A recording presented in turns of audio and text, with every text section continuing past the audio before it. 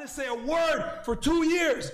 Now I'm gonna end you, motherfuckers. You guys want to say you're being emotional? You're being emotional. No, the only emotion that's gonna happen is anger and sorrow from you. When we destroy y'all niggas, I'm gonna continue to embarrass and clown you. And I'm never saying sorry ever. Abba and Preach ended up coming out with a video. Well, mostly Abba.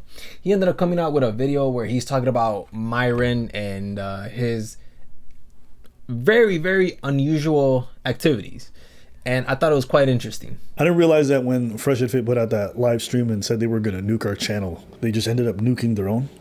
I don't know why Myron did this, but he decided to go on Sneako's live stream on Rumble. Preach is crying right now, swinging from a monkey branch, eating a banana, playing some Donkey Kong on an N64 because he's a stupid prick. He's a window licking stupid nigga. What? Myron, like, have you lost whatever was left of your mind? Like, you're gonna get banned, man. But you know what? Honestly, at this point, I don't even think he cares about getting banned on YouTube. I think that he understands that he could just fall back on Rumble and he'll be fine there, which makes this pretty interesting. By the way, I think that this has the potential, and maybe I'm just like some weird visionary, but I feel like this has the potential to change the internet.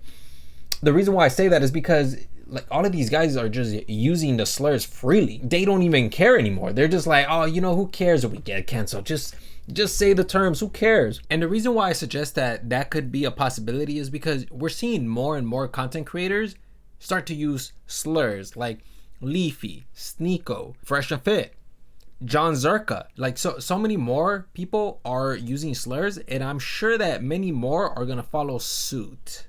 I mean, this is Myron, and Fresh was in there, but this is Myron just using slurs, and of course John Zerka, which I believe he's white, he's Greek. He's also dropping slurs like it's crazy. Like there was a podcast where he was just dropping the N-word, a podcast on Fresh and Fit. Let me tell you how I made all my millions. Tell him. By being a jackass. Close. By being that nigga. You're not a nigga. That nigga. You're not a nigga. Sorry, you cannot say that. You're not a nigga. By being a jackass and a loser. Look.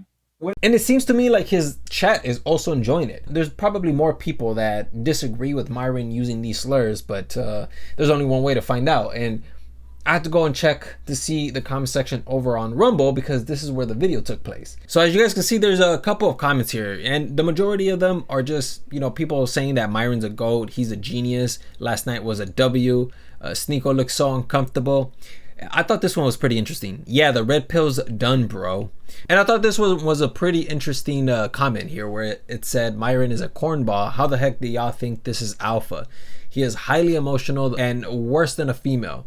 What a joke. Abba and Preach got triple the views. I do also want to go ahead and show you guys that Fresh and Fit, for some reason, they ended up changing their header and of course their profile pic. And it's a picture of Preach with Donkey Kong.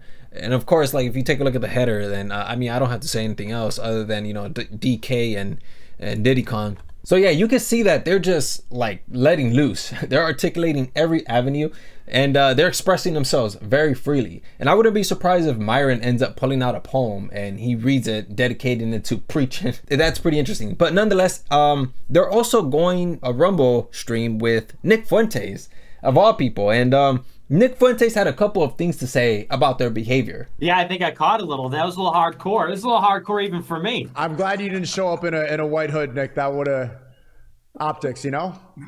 I was gonna do the MAGA hat, but it wouldn't go as hard as the white hoods. I mean, when you have Nick Fuentes telling you that, hey, you know, you guys went harder than I would ever go, that's saying something. That really is. So that to me is telling me that I don't know if Myron is seeing this as a joke. Obviously, Sneako, he's taking a lot more precaution with the entire situation. I don't think Sneako also likes Abba and Preach. He's also been calling them a snake. And I guess in a way, he's kind of blaming Abba and Preach for his banning on YouTube, even though Sneako, it was mostly Sneako's fault. Anybody can see that. I did also find an interesting piece in this entire video that I thought was quite interesting. It goes to show how things have changed, because I remember when Dave Chappelle did the Clayton Bigsby shit back in the day, it was fucking hilarious. But nowadays you do that shit, they're like, oh my God. Just goes to show how pussified we've become.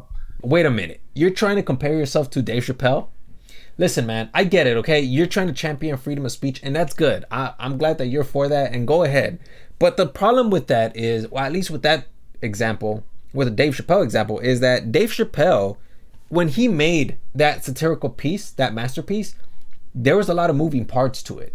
Like, it wasn't just some tirade that he went on and just like used it to attack somebody. What he was doing, there was a lot of irony, there was hyperbole, overstatements, colloquialism. There was a lot of elements behind that satirical piece that really makes it shine on its own. Your tirade wasn't exactly on that level. It sounded like you were angry, man, or that you have like some sort of like anger towards Abba and Preach, which, yeah, I believe you do. You know, there's a lot of past between you guys. But when it comes to Dave Chappelle, there's no hate. If anything, a lot of it is very clever, the way he structured everything. And it was carefully done, because obviously there was a white guy who also said the N-word.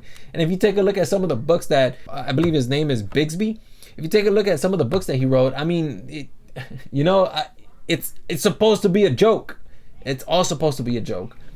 But yours wasn't. And so I think that, like, you know, whatever is going on here, it's best just to try to, if you really want to make jokes, I think it's important that you understand the craft of humor and you try to play around those kind of ideas. You know, you don't want to just like say stuff just to say stuff. You think it's funny. It's not, man. Like, it hurts people, you know. Myron is just going all out. Like, he's articulating every sense of what a monkey is, and he's directing that towards Abba and Preach, which is pretty crazy.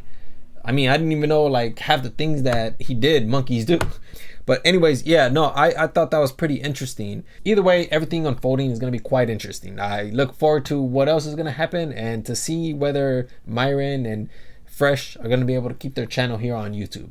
Should be interesting, and yeah, man, I'm going to be following this. So anyways, that's all I have for you guys, and yeah, hopefully you guys learned something today.